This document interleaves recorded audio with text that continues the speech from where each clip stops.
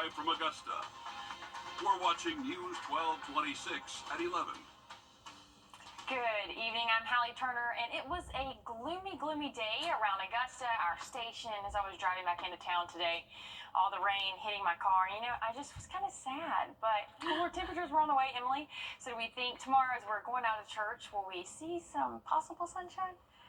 It's not looking likely. I'm so sorry to be the bearer of bad So news, sad. but hey, it's going to feel at least pretty decent as we head outdoors for us. Pretty similar to what we saw today. Going into the overnight hours, we're really comfortable at 73 right now in Augusta, 75 down in Waynesboro. So some spots are a little bit warmer, but overall very comfortable Saturday night for us. Now tomorrow, we're going to see some windy conditions as well as overcast skies. We can expect to see wind gusts peak anywhere from 20 to 25 miles per hour. So just keep that in mind as you go throughout the rest of your weekend, that it's going to be a little bit windy out there. Same can be said for your Monday as well. But temperature-wise tomorrow morning, not looking too bad. Might want to have a light jacket before you head out the door, but we'll be warming up into those lower 80s by the afternoon, and that's going to be the trend for the start of the week. And then we're going to warm up and possibly see the sun. I'll tell you more about it coming up. Thanks, Emily.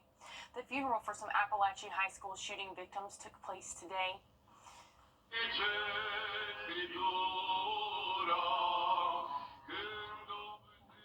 While the community mourns, the school's principal said yesterday that there will be a phased return to school the week of September 23rd. School officials say there will be resources available for anyone that may need them during the return, including on-campus mental health support staff and spaces for relocated classes. And released records showed the punishment received by two Richmond County school system police officers at the heart of a virtual cheating scandal, along with some text messages used to carry out the process. According to records, the two officers were suspended, and an outside investigation confirms the officers shared test questions and answers with co-workers. The documents show that one officer, Corporal Kara Lundy, received a 3-day suspension, and the other, Sergeant Dorothy Hullman, received a 5-day suspension, along with an order to complete refresher training in person at Forsyth. In part of the reprimand letters from the superintendent, the officers were instructed to not carry out future actions that would, quote, undermine the integrity of the testing process, which could even lead to being fired.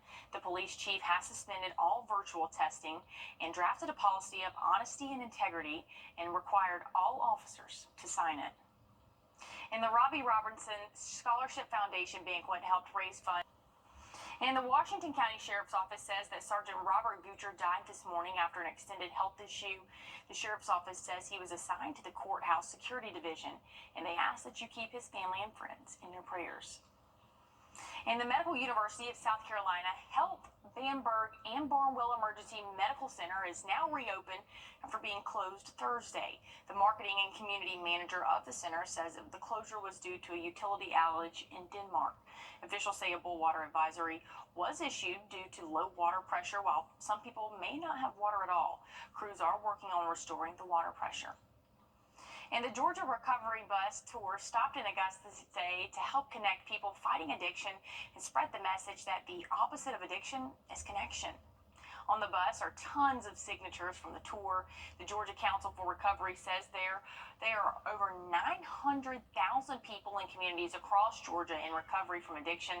Leaders say it's the leading cause of death for people ages 18 to 45 across America, including Georgia. But the statewide tour combines serious policy conversations with ways to show what recovery and how it is real. Recovery is real. As long as there's breath, there's hope. And I'm a person in recovery myself, so it means the world to me. Now the tour is in the process of making 63 stops in 30 days this month.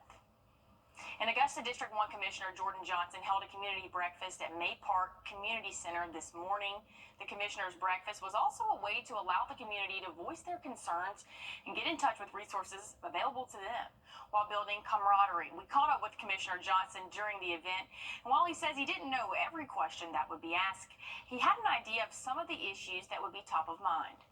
These issues aren't, they're not rocket science issues Folks want to live in safe neighborhoods. They want the roads paved. They want a grocery store.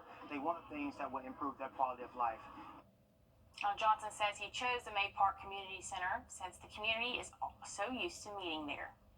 And the Department of Justice has approved the City of Augusta as part of the Violence Against Women Reauthorization Act of 2022, meaning the Justice Department, Alcohol, Tobacco, and Firearms, along with other offices, will partner with areas to help develop a plan to reduce and help prosecute domestic violence incidents.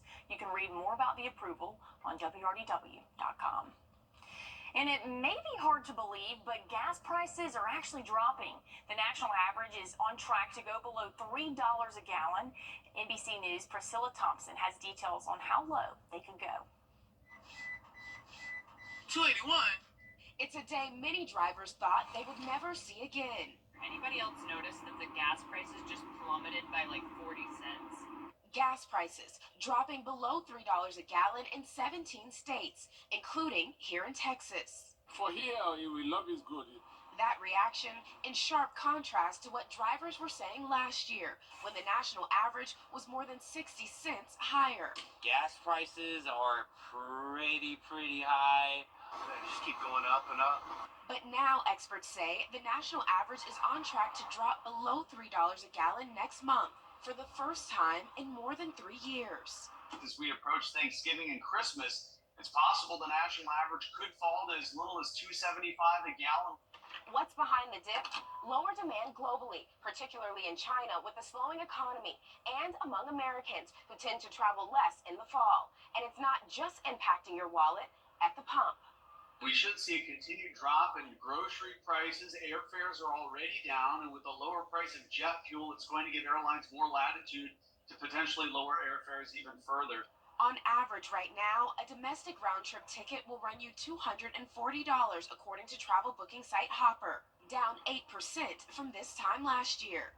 But a word to the wise, consumers should enjoy it while it lasts. Hey, keep coming here and stopping and buying gas. As long as you can. As long as I can, right. Now, as we look around the country, thanks to AAA, experts say prices like these are expected to stick around through the winter, but may start ticking back up as demand rises come spring. Compared to the state average in Georgia, here locally, our Georgia counties are doing fairly well, while in South Carolina, our counties in our region are a little above the state average price.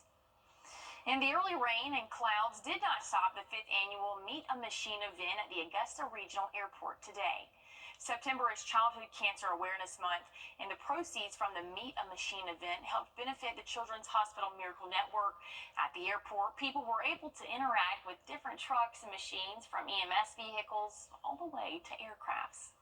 We at the airport, we love to provide community events. We want everybody to come out and look at our facility, learn more about the airport. We cannot be successful without the community, so this is our way of giving back. I don't think I could think of a better way event, Emily, to give back to childhood cancer. Yeah, it looks like they had a good bit of fun out there. A little bit of rainfall. That's what we're tracking here. A couple isolated showers possible for the rest of your weekend. Looking drier for our work week. I'll tell you more about it after the break. And a wild scene from Maine this week. What led to jurors catching an escaped suspect moments after conviction? Coming up after the break. Every time you visit Parker's Kitchen, your support makes a difference, impacting education for kids of all ages. And none of this happens without you. You have a vision. For 72 months on a 2024 Ford Super Duty, only at your local Ford dealer.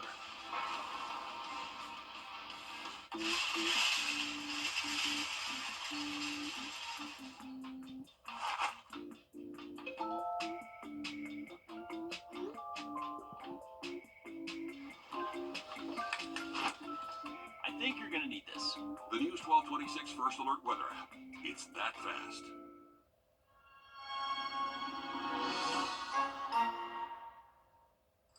We are getting closer and closer to fall, Emily, and I'm honestly kind of ready to break out my sweaters. Now, I don't know how close we're getting to that, but for anyone looking to catch church tomorrow morning, or for plans this week, are we looking at some sunny skies, some cooler temperatures? What we got?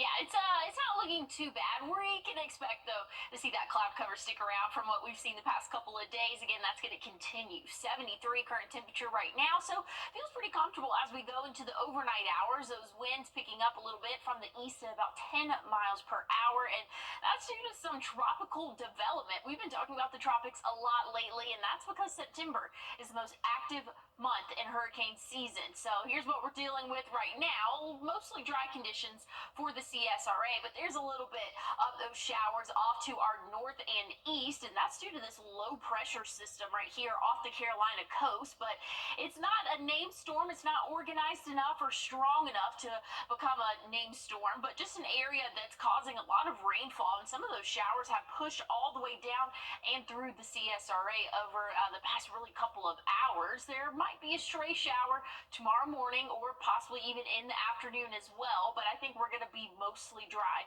for your Sunday. Now, Monday looking mostly dry to start off, but we could see a couple of those outer bands maybe reach our South Carolina counties there of that system. So small chance of rain for your Sunday, looking even smaller for your Monday. So that's some good news there, but the chance is still there. So make sure that you have that rain gear, or at least just have it close by for us. And we really could use the rainfall. Let's look at the drought monitor right now.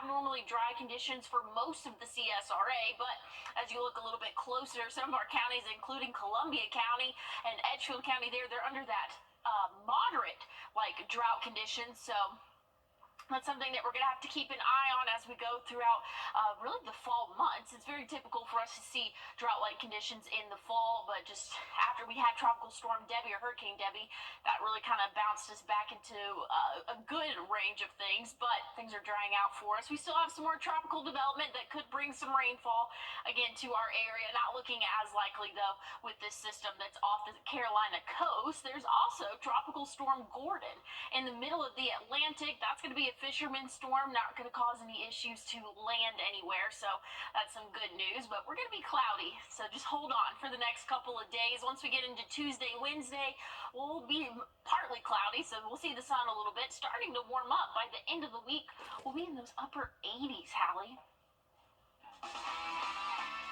Well, it's been a crazy day across college football, especially for Georgia and South Carolina.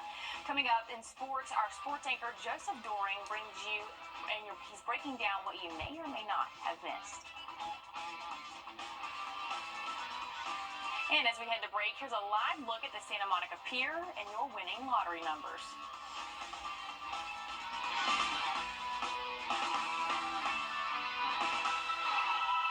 How do you respond to the price? I'm Kamala Harris, and I approve this message.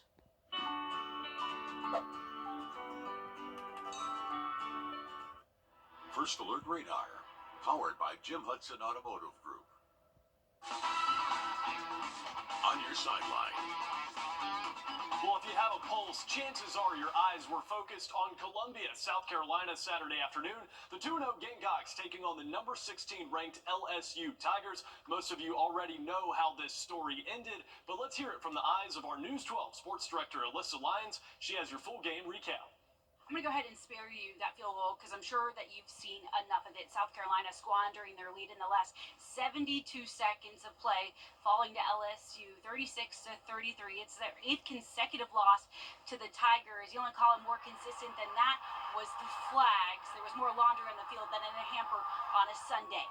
It was a game day that they'll keep in the archives. 13 penalties for 123 yards, 2 called back defensive TDs that left even Beamer questioning. I don't know if I've ever seen 2 defensive touchdowns come back because of penalties. The 5 things that we talk about how we win football games around here and playing smart football is one of them. And we just didn't do a great job of that. It's hard to get that back. That's points off the board. That's 14 points off the board right there off of 2 pick sixes. Like, disappointing. Sucks. I don't think as a team we ever been penalized like this. I never seen a game where we so penalized. 13 is crazy. That's 1 flag away from winning the game, and it just sucks.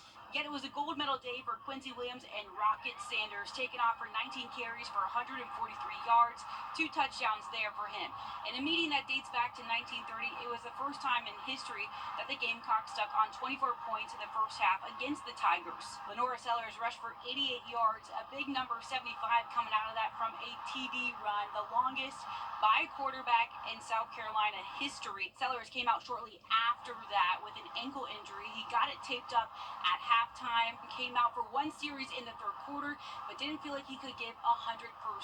So they replaced him with Robbie Ashford. Coach Beamer saying that it is an ankle sprain. We'll have more on his injury and whether or not he'll be questionable this upcoming week. Reporting in Columbia, Alyssa Lyons on your side. Now, last week, South Carolina made it look easy against the Kentucky Wildcats, and folks, it might say final on your screen right now, but this game actually has 1 second left. Kentucky's got the ball down 13-12.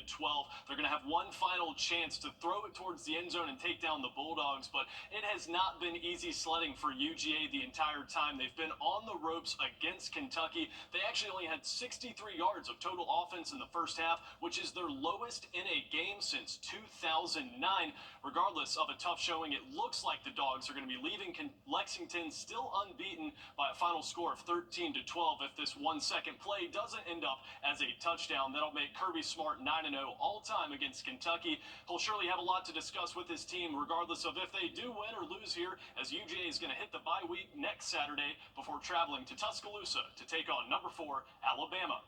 And here's a look at how everyone else fared in Week 3. Georgia Southern improves to 2-1 at home. Georgia Tech is now 3-1 as they dominate VMI. Charleston Southern gets shut out on the road in Richmond. Coastal Carolina remains undefeated after surviving a late scare from Temple. Now, how about this? Georgia State takes down Vanderbilt for their first SEC win since 2019. It wasn't a breeze, but what a night for the Panthers. They almost let a late lead slip away to Vanderbilt. And we've been across the CSRA for our high school football games of the week this season, and next Friday we'll be heading somewhere new. Pull out your phone to scan that flow code and vote for your favorite Week 5 game. Your 3 options this week are Silver Bluff at Lincoln County, Aquinas at Westside, and Cross Creek at ARC. And now to a story that seemingly gets rewritten every night. The Atlanta Braves swapping places once again with the New York Mets for that final NL wildcard spot. A Chris Sale masterclass and a rare offensive explosion gets Atlanta the win over the Dodgers 10-1. After last night's win, they're guaranteed to at least split the series with LA, but with only a half-game lead over the Mets, something tells me they won't be satisfied without a complete series win. The Georgia game has gone final, folks, and Emily, what's that forecast? Well, we saw a little bit of a trace of rainfall today across the CSRA, but overall, most of us made it throughout the day dry. Now, tomorrow might be a little bit of a different story. I'll check on your full forecast one more time after the break. At Wellstar, we believe that Not too bad of a week for us. Starting off a little bit cloudy and isolated shower possible Sunday and Monday, but looking a lot drier and a little bit warmer by the end of the week. Thanks so much for watching. We'll see you tomorrow right here on News 12 at 6 o'clock.